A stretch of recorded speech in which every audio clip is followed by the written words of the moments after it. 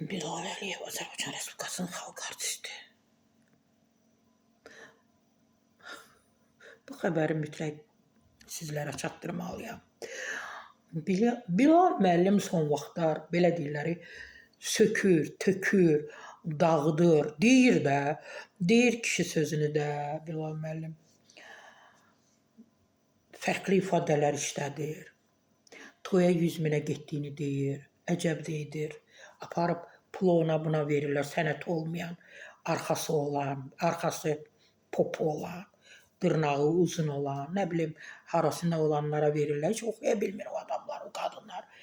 Düz deyir də, Bilal müəllim deyir, sevgililərinə ev alırlar, maşın alırlar, villalar alırlar, sənətkara, xalqın sənətkarına bir qəpik belə xərcləmək istəmirlər. Ona görə də bizim xalqın sənətkarları, bəziləri qapı-qapı, idarə düşüb, məmurların qəbulunda dayanırlar.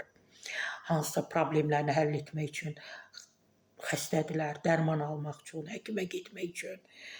Düşünürlər ki, məmur da neyinəcə uzağa 200-300 manat onu yola pul verib o böyük sənətkarı yola salır. Amma o xanım var, hansı ki sənətkar deyil.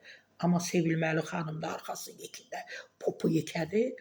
Onun çantasına 10.000 belə qoymağa hazırdır. Bilal müəllim də deyir ki, sevgililərinizə ev alırsınız. Arada sənətkarlara da dəyər verin. Biganə qalmayın onlara qarşı. Bilal müəllim, bu dəqiqə hal-hazırda kişi sənətkarlarımız demək olar ki, geri çəkilib. Çünki maddi durumları aşağıdır. Əvvəlki kimi toylar yoxdur, büsatlar yoxdur. Gəlir yoxdur, amma qadınlarımız at oynadır. Mən də arzulayardım, hansı ki pulu olan iş adamları var, məmurlar var. Azından sənətə, sənətkara dəyər verir. Bilal müəllim nə deyir? Düz deyir.